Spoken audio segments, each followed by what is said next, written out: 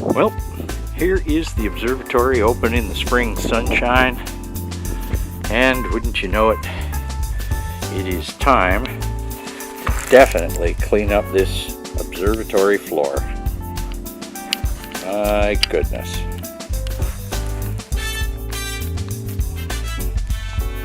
Filthiest little thing. Yep. So, getting that done,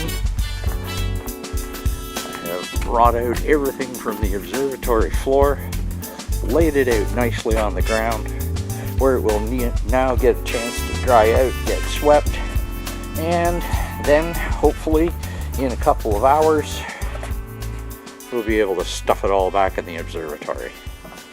Make it all ready for the springtime.